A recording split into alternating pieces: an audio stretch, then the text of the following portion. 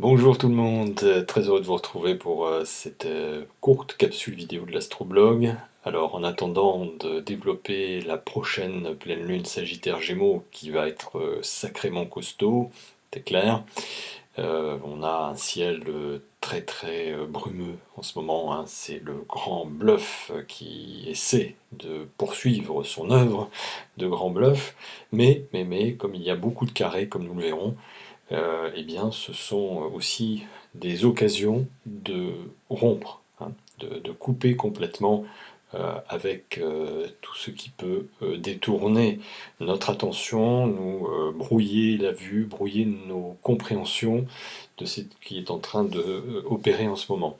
Alors évidemment, il y a plusieurs niveaux de lecture, comme vous le savez à chaque fois, avec les cartes du ciel. Bon, on ne peut pas toutes les développer sur une seule capsule vidéo, c'est quasiment impossible, sinon ça prendrait des heures. Euh, enfin, on essaiera quand même de voir ensemble ce qui est essentiel en fait, et ce qui se joue en ce moment. De toute façon, j'arrête pas de le dire depuis maintenant quasiment les débuts de cette chaîne de l'Astroblog. Et c'est pour ça d'ailleurs que j'ai pris la décision de créer ce canal. C'est que on vit un tel changement, nous vivons de tels changements au pluriel de civilisation. D'ailleurs, ces changements-là, les derniers qui ont opéré un petit peu dans cet ordre-là, ont eu lieu il y a 6000 ans. Vous voyez, ça fait très très longtemps. Donc c'est dire l'importance de l'ère dans laquelle nous sommes et dans laquelle nous entrons, une ère de grands grands bouleversements, de grands changements, de, euh, de mode de fonctionnement civilisationnel. Et donc par effet boomerang aussi dans nos comportements individuels, dans nos manières de penser notre existence, de donner du sens à la vie, du sens aussi à nos relations interindividuelles. Qu'est-ce que nous allons privilégier, quel sens de valeur vont gouverner ou vont être les socles qui vont créer justement des relations affectives, des relations amicales, bref, toutes sortes de relations. Évidemment, quand ça touche nos affects, c'est encore plus fort, hein, plus important. Et donc, les énergies des planètes, la position des planètes peut être une carte qui nous indique, nous donne des panneaux indicateurs euh, des différentes possibilités, des différents chemins qui sont là et qui s'offrent à soi, et donc les choix qui vont nous incomber à ce moment-là. Bon, ceci étant dit, on regardera ça au moment de la prochaine pleine lune, hein, de la carte de la prochaine pleine lune. Je ferai la vidéo dans quelques jours puisque c'est le 8 décembre, donc ça approche très vite, c'est dans une semaine. Justement, euh, en rapport avec ce que je suis en train de vous dire, c'est-à-dire que aussi dans les potentiels de croissance, de déploiement, de développement que nous portons chacun individuellement. Parfois, on se rend compte que quand on regarde une carte du ciel, un thème astral, les personnes ont des potentialités et que ces potentialités, elles ne se développent pas, elles ne se déploient pas. Pourquoi? Euh, En fait, il faut regarder la maison 3 dans un thème astral, dans ce cas-là, et la maison 9. Aussi la maison 4 et la maison 10. Parce que on peut avoir en soi les meilleurs talents possibles, les meilleures potentialités à offrir au monde, à offrir à un environnement donné. Mais justement, si cet environnement donné, si cet écosystème, je dirais entre guillemets, n'est pas adapté, ou que soi-même nous ne se sentons pas adaptés à cet écosystème, pour des tas de raisons, hein, qui seraient trop longs à développer ici, ben forcément, on peut avoir la meilleure graine en soi, détenir vous voyez, la graine, la substantifique graine avec le meilleur à proposer, à développer, si vous n'êtes pas au bon endroit, si vous n'êtes pas dans le bon environnement, ben, il ne sera pas grand-chose. Est-ce que vous avez déjà essayé de faire pousser un palmier dattier sur la banquise? Bah, c'est compliqué, voire quasiment impossible. Et pourtant, vous pouvez avoir la meilleure graine du palmier dattier, vous la mettez dans la banquise, elle ne poussera pas, voire même elle va pourrir. Cette image que je donne, elle est très parlante parce que euh, elle est très importante. Et ça remet en question beaucoup de concepts de développement personnel qui font florès depuis de très très nombreuses années. Vous savez, cette espèce d'idée que tout part de soi, que soit tout seul on peut tout, etc. C'est pas complètement faux parce que bien sûr qu'il faut que notre propre graine déjà à l'intérieur de nous se développe le mieux possible, en tout cas qu'elle se façonne, qu'elle se prépare de la meilleure façon possible. Donc ça c'est ok, mais c'est pas suffisant parce que nous sommes tous en interaction les uns avec les autres. Les uns avec les autres, nous sommes tous des suppléments d'âme. Ces suppléments d'âme sont nécessaires pour permettre une croissance euh, pour soi et aussi pour les autres, sachant qu'on fonctionne forcément en miroir. Mais si nous ne sommes pas dans un environnement, je dirais avec entre guillemets les bons autres, euh, ça ne pourra pas prendre, ça ne va pas fonctionner. Donc regardez dans votre thème votre maison 3, regardez votre maison 9, regardez aussi les planètes qui maîtrisent ces secteurs-là. Vous pouvez regarder aussi la maison 4 et la maison 10 qui sont évidemment là où nous avons construit nos racines et là où les branches de la plante euh, vont pouvoir se déployer et donner leurs fruits, ou pas. Regardez la maison 9 parce que la maison 9 peut nous donner une indication si nous ne sommes pas à l'endroit adapté. La maison 9 peut nous inviter à aller voir ailleurs, justement.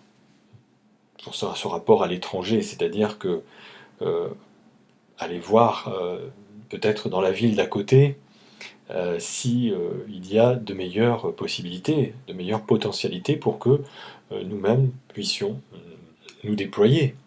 Le déploiement, c'est Jupiter. Jupiter est une planète justement qui parle de nos possibilités d'intégration socio-culturelle, mais aussi de désintégration si justement on n'est pas en symbiose avec l'environnement.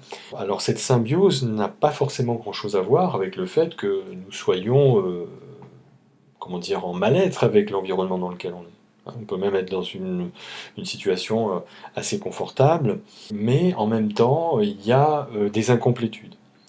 Des incomplétudes par rapport à la mission. Hein. La mission, c'est la géographie astrale qu'on voit quand on lit une carte d'un thème, et cette géographie astrale va euh, définir, va déterminer les possibilités.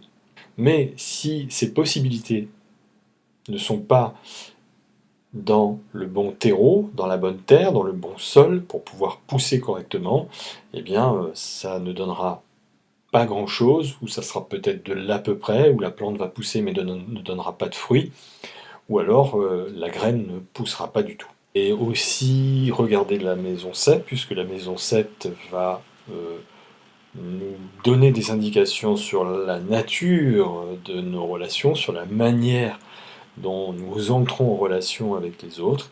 Donc l'énergie du signe qui est sur la cuspide de la 7 va parler de la façon émotionnelle avec laquelle nous entrons en contact avec les autres. Regardez bien sûr aussi la planète qui maîtrise cette maison 7, où se situe cette planète, c'est-à-dire dans quel secteur, dans quel signe elle va tirer son énergie pour alimenter cette maison 7, donc cette manière de relationner, d'entrer en relation avec les autres. Donc qu'est-ce que nous privilégions avec cette maison 7, cette cuspide de la 7, le signe qui est sur la cuspide, qu'est-ce que nous privilégions comme étant essentiel pour pouvoir entrer en relation avec les autres, entrer en relation d'une manière générale, évidemment. La maison 7 parle quand même du contact relationnel direct de personne à personne, c'est-à-dire entre un individu et soi, ou soi et l'autre individu. Hein. C'est-à-dire c'est vraiment la tentative de rencontrer l'alter ego hein, avec la maison 7. On peut regarder aussi la maison 11 qui montre quelque part, une fois le contact établi, comment soi et l'autre et les autres, nous allons essayer de nous intégrer dans la maison monde.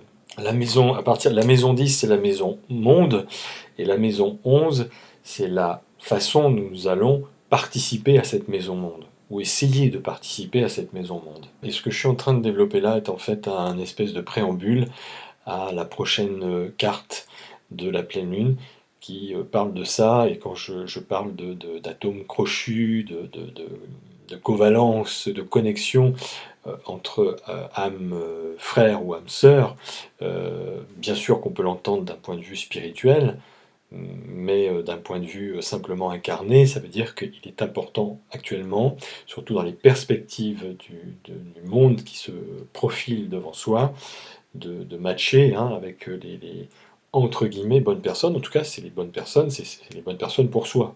Et aussi, soi-même, on est la bonne personne pour les autres. Vous voyez, s'il y a des répondants, cette énergie doit circuler.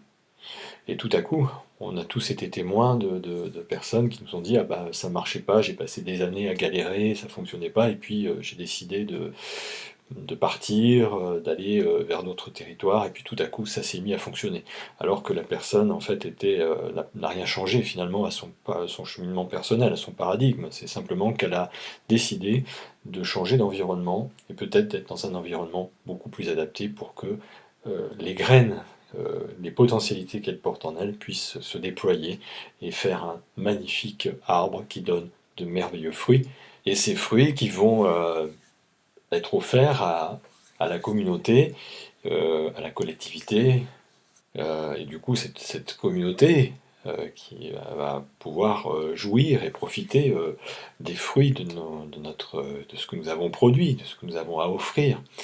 Et du coup aussi, par effet retour, puisque nous sommes tous en interaction les uns avec les autres, nous allons pouvoir du coup profiter, bénéficier des fruits de nos fruits. Donc vous voyez, tout ça pour dire que euh, une vie entre guillemets pleinement épanouie et réussie euh, est, comment dire, facteur de tout un tas de paramètres, de tout un ensemble de choses.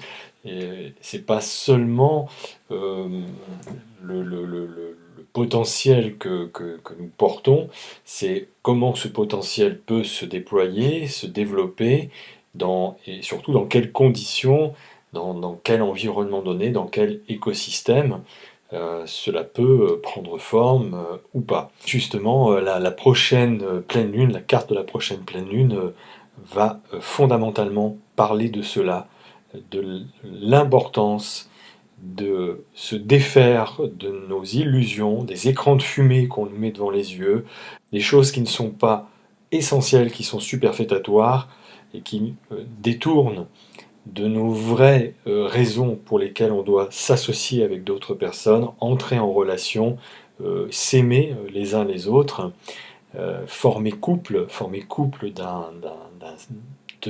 d'un nouveau monde, de nouvelles façons d'être dans le monde, qui du coup vont déterminer justement les devenirs de ce monde, euh, puisque cette pleine lune sera dans l'axe maison 2, maison 8, donc le socle de valeurs sourcielles que nous possédons, notre trésor personnel à mettre en commun, à mettre dans une communauté avec les trésors personnels d'autres personnes. On aura aussi donc un ascendant scorpion et un descendant taureau. Donc vous voyez, là on est vraiment dans cet axe de communauté de biens, de communauté de ressources, de communauté de valeurs essentielles pour former couple, pour faire civilisation ensemble dans les perspectives de sociétés totalement différentes et de manières de fonctionner ensemble de façon assez différente et assez inédite. Uranus dans le signe du Taureau. Voilà, ceci étant dit, je vous souhaite une belle journée, une belle semaine et on se retrouve pour une prochaine capsule vidéo consacrée donc à la pleine lune. A très bientôt, bye bye.